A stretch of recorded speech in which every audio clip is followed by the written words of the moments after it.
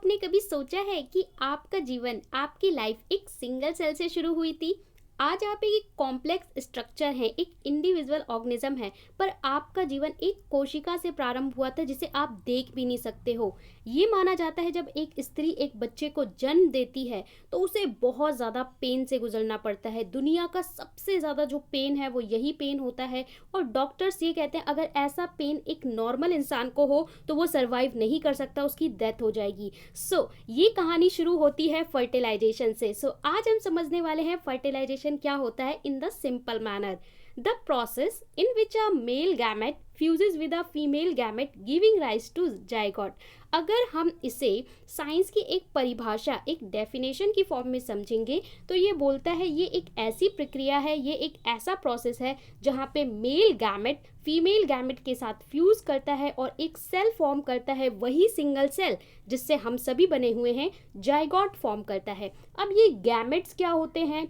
Mail और female reproductive cell, आपने cell पढ़ा होगा क्लास 9 में, और सेल के बारे में बहुत सारे फंक्शंस पढ़े होंगे। तो यहाँ पे हमारी बॉडी में एक अलग तरह के सेल होते हैं जिनको हम बोलते हैं रिप्रोडक्टिव सेल्स। ओके, तो ये सेल जो मेल सेल होते हैं, मेल एंड फीमेल सेल होते हैं, इनको हम बोलते हैं गैमेट्स। अब ये फर्टिलाइजेशन प्रोसेस होता क्या है? ये तो हो गई परिभाषा, लेकिन हमें रटना नहीं, समझना है। तो अब कभी भी आपको फर्टिलाइजेशन रटने की ज़रूरत नहीं पड़ेगी जब आप इसके प्रोसेस को इन अ सिंपल मैनर समझ जाएंगे। तो ये फर्टिलाइजेशन प्रोसेस होता क्या है?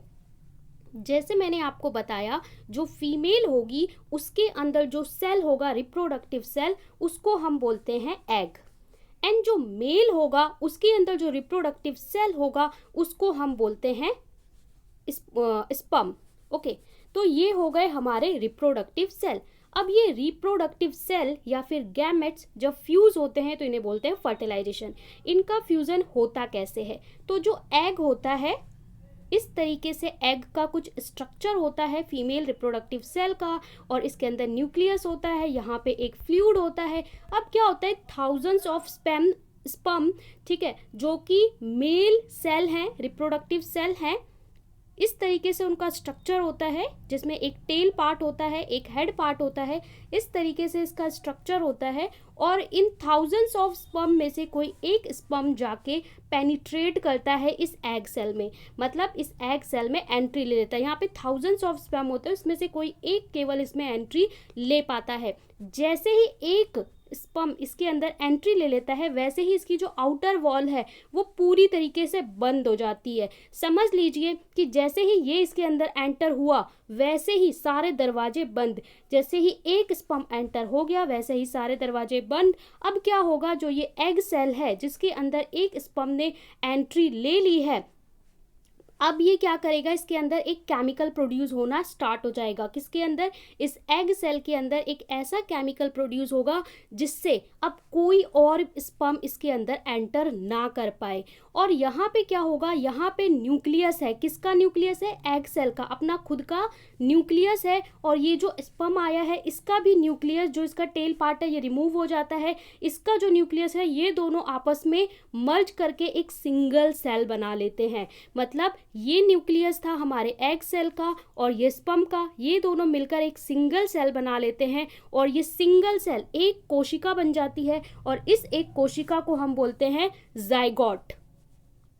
ZYGOTE। ये वही एक सिंगल सेल है जहाँ से लाइफ शुरू होती है, यहीं से जो जीवन है वो प्रारंभ होता है। तो हम सभी इस जाइगोट से बने हैं। जैसे ही ये जाइगोट का फॉर्मेशन हो जाता है, ZYGOTE, जाइगोट, ये जो एग सेल है, ये एग सेल इस जाइगोट को नरिशमेंट देना शुरू कर देता है, और नरिशमेंट देने के साथ साथ मतलब इस जाइगोट को फूड मिलता है, नरिशमेंट मिलता है। अब क्या होता है, इस एग सेल के अंदर एक बायो केमिकल रिएक्शन शुरू हो जाती है, कास्केड रिएक्शन, या फिर आप बोल सकते हो सेल डिवीजन स्टार्ट हो जाता है। जो ये जाइगोट सिंगल सेल है, ओनली सिंगल सेल, ठीक है, और इसमें दोनों के डीएनए मर्ज हैं, दोनों यानी मेल और फीमेल दोनों के ही हैं। तो यहाँ पे क्या होगा, अब ये रिएक्शन शुरू हो जाएगी और ये एक जाइगोट ब्रेक होगा 2 सेल में, फिर 2 सेल बनेंगे 4 सेल, फिर 4 सेल बनेंगे 8 सेल, फिर 16, और फिर ये बहुत सारे सेल्स में डिवाइड होंगे, और ये रूप ले लेंगे किसका? ये रूप ले लेंगे एक एम्ब्रॉय का।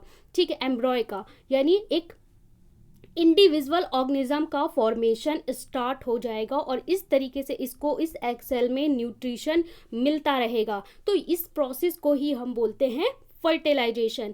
अब बात ये आती है, ये जो फर्टिलाइजेशन हो रहा है, क्या ये सभी ऑर्गेनिज्म में सेम होता है?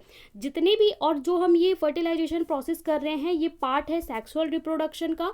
सो सेक्सुअल रिप्रोडक्शन में क्या सभी ऑर्गेनिज्म में इसी तरीके से फर्टिलाइजेशन होता है? तो इसके लिए आपको एक बात ध्यान रखनी है कि फर्टिलाइजेशन का मतलब होता है कि मेल एंड फीमेल गैमेट्स का फ्यूज होना। तो ये तो सभी ऑर्गेनिज्म में सेम होगा जिसमें भी सेक्सुअल रिप्रोडक्शन होता है।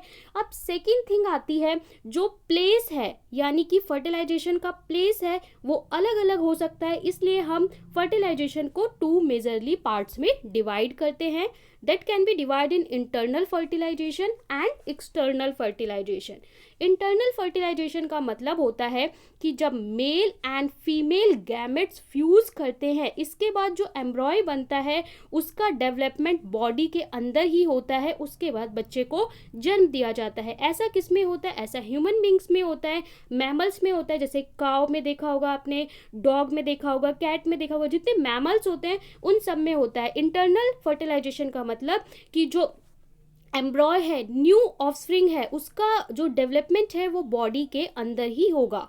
एक्सटर्नल फर्टिलाइजेशन का मतलब होता है जब जो फर्टिलाइजेशन हुआ, फर्टिलाइजेशन तो होगा, फर्टिलाइजेशन का जो प्रोसेस है वो सेम है कि दोनों के न्यूक्लियस फ्यूज करेंगे, ठीक है, लेकिन ये बॉडी के बाहर होगा, यानी जो ग्रोथ होगी एम्ब्रॉय की वो बॉडी के बाहर होगी। इसे हम एक्सटर्नल बोलते हैं। इसके लिए आप एक्वेटिक एनिमल या फ्रॉग को देख सकते हो। जो फ्रॉग होता है, अब इसमें जो फीमेल फ्रॉग है ये अपने एग सेल को वाटर में रिलीज कर देती है। उसके बाद जो मेल फ्रॉग है वो स्पर्म को वाटर में रिलीज करता है। ये आपस में फर्टिलाइज होते हैं और फिर यहाँ पे एम्ब्रॉय का डेवलपमेंट होता है। ऐसा फिश में और भी कई एक्वेटिक एनिमल में आपको देखने को मिलेगा। सो ये था आज फर्टिलाइजेशन टॉपिक। आई होप आपको समझ में आया हो। अगर आप और डिटेल में और भी टॉपिक्स को कवर करना चाहते हैं तो कमेंट में ज़रूर बताएं।